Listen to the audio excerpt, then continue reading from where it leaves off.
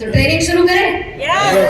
चलो कोई बात नहीं। तो आज आप यहाँ पे आए हो, 2 दिन का टाइम निकाल के आए, है ना? बहुत सारे लोग, देखो घर में हमारे बहुत सारे कामें होंगी, बहुत सारी जिम्मेदारी होगी, बहुत कुछ पीछे छोड़ के हम यहाँ पे आए आज 2 दिन में। ये सुन लो, आज हमारी यहाँ पे बहुत सारी लेडीज महिलाएं यहाँ पे बैठी हुए, है ना? घर की बहुत सारी जिम्मेदारियां, आप भी हो सकता है कोई जॉब से छुट्टी लेकर आया होगा, कोई कुछ मैनेज करके काम मैनेज करके आया होगा, हो सकता है कि अभी शादी ब्याह का सीजन चालू है, तो कभी कभी हो सकता है कि इसी सैटरडे संडे आपके घर में किसी की शादी हो, किसी दोस्त की शादी हो सकती है, किसी रिलेटिव की शादी हो सकती है, चाहे कुछ भी हो सकता है।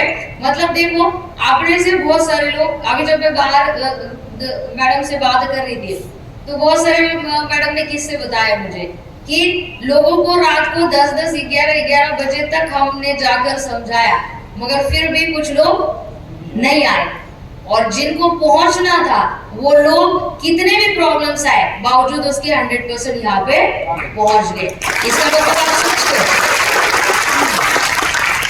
कि जो पहुंचा, हमारे यहाँ पे कहते हैं हिंदी में, जो हाजिर सो वजीर, ऐसी कहावत है। मतलब आप अगर यहाँ पे आज आए हो, आप बहुत सारी पीछे चीजें छोड़ के आए हो, बहुत सारी चीजों को प्रायोरिटी ना देते हुए आपने बिजनेस को प्रायोरिटी दी, और आज बिजनेस सीखने के लिए, बिजनेस में आगे कैसे बढ़ना है ये जानने के लिए कुछ एक नया सीखने को मिलेगा, ऐसा शायद कुछ आप यहाँ पे लेके आए होगे मन में। और मैं 100% आज इस ट्रेनिंग की शुरुआत से ही आप सभी लोगों को ये वादा 100% करती हूँ कि जब भी आप ये हॉल छोड़ के जाएंगे तो आपको 1% भी पछतावा नहीं होगा कि मैं आज यहाँ पे क्यों आया। ये 100% मेरा इस केस से आपको वादा है। तो आज शायद हम लोग इससे पहले ऑनलाइन जूम या फिर बहुत सारे अलग अलग मीडिया के माध्यम से मिले होंगे, बट पहली बार आप जैसे अच्छे लोगों का मुझे पर्सनली फिजिकल मिलने का मौका मिल रहा है। तो सबसे पहले मैं अपना इंट्रोडक्शन देना चाहूंगी। मेरा नाम चित्रा कदम है, मैं बाय क्वालिफिकेशन इंजीनियर हूँ, रहने के लिए मैं महाराष्ट्र में पुणे में रहती हूँ, और आज अगर देखा जाए तो पिछले 4 साल से मैं एसलीपीएस वेलनेस में काम करती हूँ। एसलीपीएस वेलनेस में आने से पहले मैं एक मल्टीनेशनल कंपनी में जॉब करती थी, जहाँ पर मेरी जूनियर इंजीनियर की पोस्ट हुआ करती थी, और अच्छी खासी सैलरी मिलती थी जो मुझे तब अच्छी लगती थी। लमसम 16-17 हज़ार रुपए मेरी सैलरी थी जब मैंने अपना जॉब रिजाइन किया था। बट कहीं ना कहीं मुझे ऐसा लगता था कि जो भी मेरे लाइफ में चल रहा है ये कुछ ठीक नहीं चल रहा है, क्योंकि देखो मैं जब जॉब करती थी तो जैसे थोड़ा सा मैं अपने आप के बारे में बताना चाहूंगी। एक मिडिल क्लास बैकग्राउंड से मैं भी बिलोंग करती हूँ। मेरे भी मम्मी पापा ने बड़े बड़े सपने देखे थे हमारे लिए कि बेटी है तो बेटी को पढ़ाएंगे लिखाएंगे, कुछ बड़ा बनाएंगे, कुछ बड़ा बना के अपने पैर के ऊपर खड़ा करोगे। आप में से भी देखो बहुत सारे लोग यहाँ पे बैठे हैं ना, 90% लोग कहीं ना कहीं आप लोग यहाँ पे अपने बच्चे के माँ बाप बैठे हो। आपका बच्चा 5 साल का हो सकता है, 10 साल का हो सकता है, 15 साल का हो सकता है।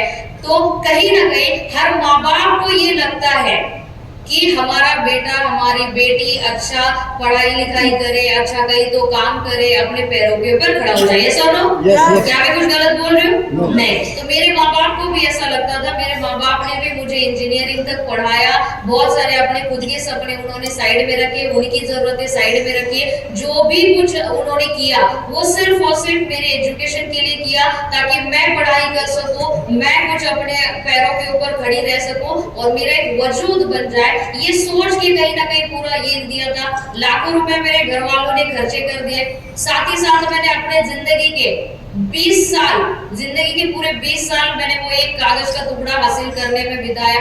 और मैं आपको बताऊं, जब मैं स्कूल कॉलेज में जाया करती थी तो देखो हमारे इंडिया के अंदर है ना 90% लोगों को या फिर 90% घरों में जब बच्चे पैदा होते हैं तो बच्चों को एक ही बात सिखाई जाती है, बेटा बहुत अच्छे से पढ़ाई करना, रेगुलर स्कूल जाना, कभी भी स्कूल मिस मत करना, स्कूल में कभी भी नाच गाना ये चीजें नहीं करना, बस पढ़ाई है कि पढ़ाई करना।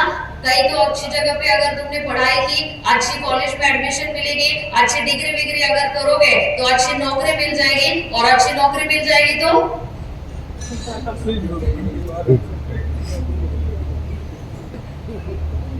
समझ गए, जिसको समझना था समझ गए। मगर मुझे बताया गया था कि अच्छी नौकरी मिलेगी तो अच्छी सैलरी मिल जाएगी, यानी कि अच्छा पैसा मिल जाएगा। तो ये बताया जाता है, और मैं आप सभी लोगों से पूछना चाहती चाहती हूँ, क्या आपको भी यही बताया था जो मुझे बताया था? सही बात है, वही बताया था जो मुझे बताया था। तो जाहिर सी बात है, जब हमारे दिमाग में जिंदगी के 20 साल यही चीजें अगर हमारे दिमाग पे हैमर की गई है तो हमारे साथ वही होना है, दूसरा हो ही नहीं सकता। मतलब आप सोचो कि अगर आपने गेहूं का बीज अगर बोया है तो उगेगा क्या? गेहूं ही उगेगा। गेहूं का बीज बोएंगे तो ज्वार का धान उग के आएगा, ये कभी भी हम एक्सपेक्टेशन नहीं रख सकते। तो उगाया दिमाग में, बोया दिमाग में वही था कि बस स्कूल में जाओ, कॉलेज में जाओ, कोई तो अच्छी डिग्री ले लो और नौकरी करो। तो मेरे साथ में वही हो गया। मैं डेली स्कूल जाया करती थी, कभी एक दिन में मैंने अपने स्कूल को बंक नहीं मारा। अपने स्कूल के दिनों में, कॉलेज के दिनों में मैं अपने स्कूल में, कॉलेज में टॉपर रहा करती थी। कभी भी मैंने अपना वो टॉपर रैंक कभी नीचे नहीं आने दिया, कुछ नहीं देखा, नाच गाना एक्स्ट्रा करिकुलर कुछ नहीं, खाली एक ही फोकस था, पढ़ाई करना है, पढ़ाई करना है, पढ़ाई करना है। और इसके पीछे एक बहुत बड़ा रीजन था, क्योंकि मुझे एक बात बताई गई थी कि अगर जिंदगी में बड़ा पैसा कमाना है तो तुम्हें सिर्फ और सिर्फ एक ही ऑप्शन है, और वो ऑप्शन है एजुकेशन। आपको भी ये बताया? सही बात, मुझे भी ये बताया। किसी ने मुझे ये नहीं बताया कि तुम बिजनेस करके भी बड़ा पैसा कमा सकते हो, किसी ने मुझे ये नहीं बताया कि तुम कोई दुकान खोल के भी बड़ा पैसा बना सकते हो, किसी ने मुझे और कुछ नहीं बताया। बस मुझे एक बात बताई थी कि बड़ा पैसा कमाना है तो पढ़ाई लिखाई करनी पड़ेगी, पढ़ाई लिखाई करने से आदमी पैसा कमाता है। और इसकी वजह से मैंने अपनी जिंदगी के 20 साल वहां पर दे दिए। जिस दिन वो इंजीनियरिंग की डिग्री मेरे हाथ में आई थी, मैं बता नहीं सकती कि जब वो इंजीनियरिंग की डिग्री मेरे हाथ में आई थी तो मैं कितना रिलैक्स फील कर रही थी, क्योंकि मुझे ऐसा लगा था कि जो 20 साल मैंने मेहनत करी है, जो 20 साल मैंने यहाँ पे टाइम दिया है, जो मेरे माँ बाप ने मुझे ये डिग्री लाने के लिए, मिलाने के लिए जो तकलीफें सही है, जो प्रॉब्लम सही है, जो सैक्रिफाइसेस किए हैं, कहीं ना कहीं ये सारा स्ट्रगल जो है, ये सारा स्ट्रगल मेरे जिंदगी का अभी खत्म हो गया। ऐसा मुझे उस दिन लगा था जिस दिन वो इंजीनियरिंग की डिग्री मेरे हाथ में आई थी। जाहिर सी बात है, आप में से भी बहुत सारे लोग इस चीज के साथ में रिलेट कर पा रहे होंगे। आपने भी जब आपकी कोई एजुकेशन कंप्लीट की होगी, कोई डिग्री विग्री ले ली होगी, तो उस दिन हमें ऐसा लगता है कि चलो अभी हमारा काम खत्म हो गया, अभी तो हमने पढ़ाई कर ली, अभी हमें डिग्री मिल गई, अभी कहीं ना कहीं हमें नौकरी मिल जाएगी। तो मेरे भी मन में यही था कि नौकरी मिल जाएगी। और नौकरी की परिभाषा, नौकरी की डेफिनेशन मेरे माइंड में बहुत अलग थी। मुझे रियलिटी कुछ नहीं पता था। बस मुझे ऐसा लगता था कि जब मैं पास आउट हो गई तो मुझे ऐसा लगता था कि इंजीनियर मतलब मैंने बहुत बड़ा कुछ कर दिया। लिटरली मतलब मुझे ऐसा लगता है कि मैं इंजीनियर बन गई मतलब मैंने बहुत बड़ा कुछ कर दिया। अभी अगर मैं इंजीनियर बनूंगी, कहीं मुझे अगर जॉब मिल गया तो कंपनियां ऐसे मुझे एक नहीं तो दो नहीं तो 10 कंपनियां मुझे हायर करने के लिए रेडी हो जाएंगी। जब मुझे जॉब मिलेगा तो वो जॉब में कम से कम अपना खुद का एसी केबिन होगा, जहाँ पे एसी केबिन में बस बैठ के हमें काम करना है, अपना खुद का कंप्यूटर होगा, खुद का लैपटॉप होगा, 200-500 लोग अपने नीचे काम करेंगे जिनको बस हमें ऑर्डर देना है, उनसे बस काम करा के लेना है, शाम को घर पे आना है और बस यही काम 30 दिन करना है। और 30 दिन के बाद में महीने की 1 तारीख को, 5 तारीख को मुझे ऐसा लगा था कि कम से कम 50-60 हजार रुपए तो पहली सैलरी मिलेगी। ये मेरी एक्सपेक्टेशन थी, ये मेरी परिभाषा थी जॉब में। और इसी सपने को सामने रख के मैंने वो इंजीनियरिंग की थी। मुझे नहीं पता था कि इसके बाद मेरे साथ क्या होने वाला है। मगर जब मैंने जॉब की शुरुआत की, जॉब की शुरुआत करने के बाद मेरा कैंपस सिलेक्शन हुआ था। और कैंपस सिलेक्शन होने के बाद जब मैंने पहली जो मेरी सिलेक्शन हुई वहां पर जब मैंने काम शुरू किया, और काम शुरू करने के बाद जब मेरे हाथ में मेरे पहले महीने की सैलरी आई थी, मैं लिटरली आज भी इस स्टेज से आपको बोलती हूँ, मेरे जिंदगी का अगर किसी ने पूछा कि आपकी जिंदगी का कौन सा सबसे बुरा पल आप कह सकते हो या फिर बुरा दिन आपके लाइफ में, तो मैं उसी दिन को मेरी जिंदगी का सबसे बुरा दिन कहना चाहूंगी। जिस दिन वो पहले महीने की सैलरी मेरे हाथ में आई थी, उस दिन मुझे ऐसा फील हो गया था कि आज तक मैंने जो भी किया है वो सारा आज जीरो हो गया, क्योंकि इतना सब कुछ करने के बाद में वो जो मेरी पहली सैलरी मेरे हाथ में आई थी उसकी अमाउंट थी 7,500 रुपए। ये बात मैं आपको बता रही हूँ आज से तकरीबन 6 साल पहले की। 7,500 रुपए मेरी सैलरी पहले मेरे अकाउंट में आई थी। और जब ये 7,500 रुपए सैलरी जब मेरे अकाउंट में आई तो उस दिन मैं जो मेरी आंखें बंद थी वो मेरी आंखें खुल गई, मैं अपने सपने में से जाग गई। और उस दिन मुझे ये 100% समझ में आ गया कि अभी अपने जिंदगी का स्ट्रगल खत्म नहीं हुआ है, बल्कि आज से सही मायने में मेरी जिंदगी का स्ट्रगल शुरू हो गया।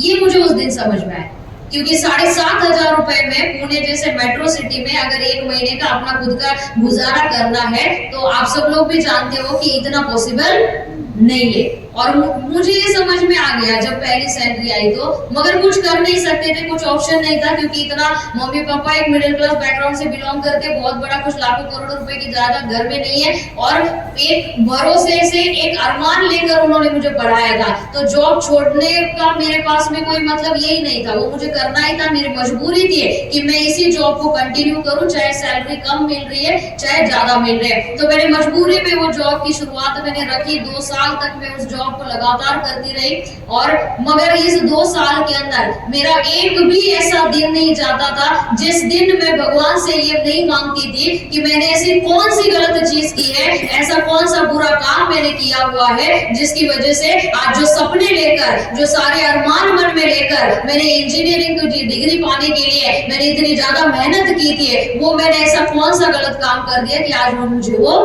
नहीं मिल रहा है। मुझे ऐसा लगता था कि कुछ तो करना चाहिए। पहले मुझे ऐसा लगा कि चलो जॉब नहीं हो रहा है तो मैं कुछ पार्ट टाइम काम कर लूं, मगर आप भी जानते हो कि जब जॉब हम लोग करते तो 8 घंटे की मेरी जॉब हुआ करती थी, जाने के लिए 1 घंटा लगता था, आने के लिए 1 घंटा लगता था, तो दिन के 10 घंटे तो मेरे वैसे भी जॉब में चले जाते थे। तो फिर मैंने सोचा कि क्यों ना कुछ तो ऐसा काम किया जाए ताकि ये जॉब करते करते मैं पार्ट टाइम में काम कर सकूं, वहां से कुछ मुझे एक्स्ट्रा इनकम आ सके। तो जहाँ पे मैं रहती थी वहां से मैं हर दिन जाया करती थी, जब कंपनी में जाती थी 2 महीना शुरुआत के जब मैं वहां से जाती थी, आती थी, गुजरती थी, तो मैं डेली देखा करती थी वहां पे। शाम के टाइम पे जब मैं आती थी तो बच्चे आते थे वहां पे, वो क्लास बड़ा अच्छे से चलता था, क्लास अच्छे बच्चे भी बहुत ज्यादा उस क्लास में आते थे। और मेरा ये मतलब शुरू से है कि मुझे शुरू से थोड़ा सा टीचिंग फील्ड से कुछ ज्यादा लगाव है, मुझे अच्छा लगता है टीचिंग फील्ड, मुझे अच्छा लगता है।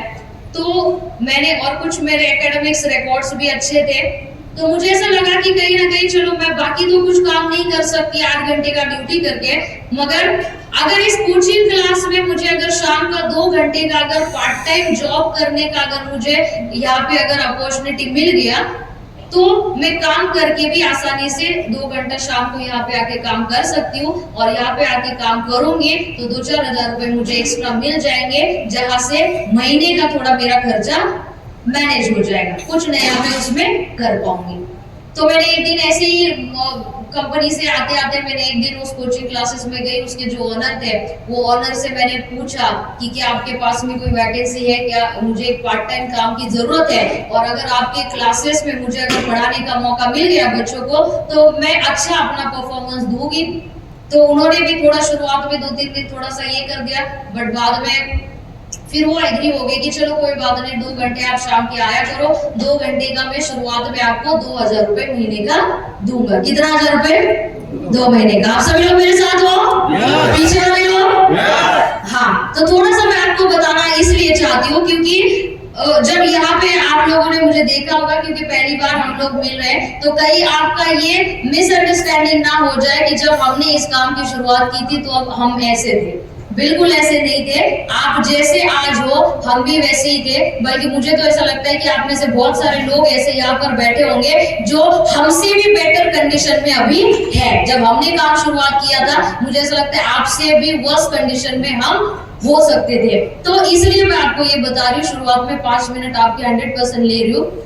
तो 2-3 दिन के बाद भी वो एग्री कर गया, मैंने वहाँ पे काम करने की शुरुआत की। डेली सवेरे में जाती थी, 8 घंटे का ड्यूटी करके आती थी, फिर ड्यूटी करके आने के बाद में रेडी हो जाती थी, आधा घंटा फ्रेश हो जाती थी, और वहां से फिर मैं 2 घंटा वहाँ पे बच्चों को पढ़ाने के लिए जाती थी। 2 घंटा पढ़ाने के महीने के 2,000 रुपए वो मुझे देते थे। तो धीरे धीरे वो मेरा जर्नी होता गया, और जैसे मैंने पहले ही कहा कि मुझे पहले से एजुकेशन फील्ड में थोड़ा सा लगाव था, तो धीरे धीरे मेरे मन में आता गया कि यार क्यों ना मैं अपना खुद का कोचिंग क्लास खोलूं, क्योंकि मैं खुद तो चलाने के लिए कैपेबल थी। और जब मैंने 2-3 महीने वहां पे काम किया तो मुझे समझ में आ गया कि ये कैसे होता है, क्या होता है। तो मेरे मन में वो चीजें आती गई, और पता नहीं उनका बैड लक या फिर मेरा लक या फिर कुछ भी कह सकते, इसको कुछ ना कहे यही बेटर है। मगर जब हमारे यहाँ पे दिवाली की जब हॉलीडेज रहती है, फर्स्ट टर्म जब खत्म हो जाता है, दिवाली की हॉलीडेज रहती है, तो दिवाली की हॉलीडेज में वो क्लासेस के जो ओनर थे, वो ओनर किसी वजह से एक्सपायर कर गए उस टाइम पे। तो हुआ ऐसा कि उनकी जो मैडम थी, वो मैडम अकेली पड़ गई, बाकी 2-4 तो और स्टाफ था, मैडम अकेली पड़ गई और आधा सेमेस्टर खत्म हो गया था, आधा सेमेस्टर बचा हुआ था। तो उनके सामने बहुत क्वेश्चन मार्क था कि ये आधा सेमेस्टर निकालेंगे कैसे, तो ये कोचिंग आगे कैसे चालू रखेंगे। तो उस टाइम पे उन्होंने मुझे ऑफर कर दिया कि क्या हम इसको पार्टनरशिप पे चला सकते हैं, 50-50% में चला सकते हैं, क्योंकि वो थोड़ा सा मेरे गांव के नजदीक के ही थे, तो थोड़ा एक रिलेशन पे डेवलप हो गया था। तो मुझे तो एक अपॉर्चुनिटी की जरूरत है, मैंने कहा चलो कोई बात नहीं, हम लोग चलाएंगे। फिर मैंने कुछ दिन उसको पार्टनरशिप में 50-50% चलाया, मगर तब मेरा बहुत भागदौड़ होता था। ऐसा होता था कि जब मैं पहले काम करती थी तो मुझे 2 ही घंटा जाना पड़ता था, बट अभी क्योंकि मैं 50-50% में उनके साथ में काम करती थी, तो मुझे वहां पे ज्यादा टाइम देना पड़ता था, जो कि मैं जॉब की वजह से नहीं दे पाती थी। तो फिर मैंने क्या किया कि फिर मैंने अपना जॉब रिजाइन कर दिया। तो जॉब रिजाइन करने के बाद में मैंने फिर उसको टेक ओवर कर दिया उसको, और मैंने आगे का पूरा 6 महीने का सेमेस्टर था, फाइनल एग्जाम था, लास्ट का सेमेस्टर मैंने चला दिया। और लास्ट का सेमेस्टर चलाने के बाद में 6 महीने के बाद मुझे ये रियलाइज हुआ कि वहां से 6 महीने में मुझे 1 रुपया भी प्रॉफिट नहीं हुआ था। जाहिर सी बात है, छोटे बिजनेस में आप समझ सकते हो, और मेरे लिए नया था, 1 भी रुपया वहां से मुझे नहीं बचा था। तो मैं फिर से मायूस हो गई। मैंने सोचा कि यार अभी फिर से 2 जनवरी 2020, पिछले 4 साल पहले एसलीपीएस मेरे लाइफ में आया। जब मैंने पहली बार एसलीपीएस को देखा तो मुझे भी बहुत सारी चीजें समझ में नहीं आई थी, कुछ चीजें समझ में आई थी, कुछ चीजें समझ में नहीं आई थी। मगर जिन्होंने मुझे इस बिजनेस में लाया, उन्होंने मुझे एक भरोसा दिया था कि आप यहाँ पे सारी चीजें कर सकते हो, प्रोडक्ट के रिजल्ट, सारी चीजें। और ये सारी चीजें देखने के बाद में मेरे लिए ये काम नया था, मैंने कभी मार्केटिंग कभी सुना नहीं था, ना मैंने कभी किया था, ना आयुर्वेद का, हेल्थ का मेरा दूर दूर तक कोई कनेक्शन था, क्योंकि मेरी फील्ड इंजीनियरिंग थी। मगर बावजूद ये सारी चीजों के, बहुत सारे अपॉइंटमेंट्स आने के बाद, बहुत सारा सोचने के बाद, सारी चीजें करने के बाद में एक डिसीजन हुआ कि चलो करते, एक बार करके देख लेते हैं, अगर हुआ तो अच्छी बात है, नहीं हुआ तो जो चल रहा है वो तो चलता ही रहेगा। ये समझ के मैंने डिसीजन लिया था। डिसीजन लेने के बाद में कंपनी का पहला 5वां एनिवर्सरी था, जो 5वें एनिवर्सरी पे हमारे सीनियर ने हमें इनवाइट किया था कि कंपनी को 5 साल कंप्लीट हो गए हैं, और 5वां एनिवर्सरी दिल्ली के आईजीआई स्टेडियम में 50,000 लोगों के बीच में कंपनी मनाने जा रही है। और आप इस प्रोग्राम में आओ, आपको बहुत सारी चीजें समझ में आएंगी। और उस प्रोग्राम में हम लोग गए, प्रोग्राम में कुछ नजदीकी लोगों को भी लेकर गए थे। प्रोग्राम में जाने के बाद में मैंने पहली बार 50,000 लोगों का प्रोग्राम पूरी जिंदगी में देखा था। मैंने पहली बार वहां पे बैठ के स्टेज पे जो लोग आके अपने रिजल्ट के बारे में बताते थे, वो मैंने पहली बार देखा। पहली बार उस स्टेज से मैंने ऐसा रिजल्ट देखा जो 13 साल की बच्ची खुद अपने पापा का हाथ पकड़ के उस 50,000 के प्रोग्राम के स्टेज पे आई थी, और उसने अपनी जुबान से बताया कि मैं जन्म से गूंगी बह रही थी, और आज एसलीपीएस के प्रोडक्ट की वजह से मैं आज बोल भी पा रही हूँ और सुन भी पा रही हूँ।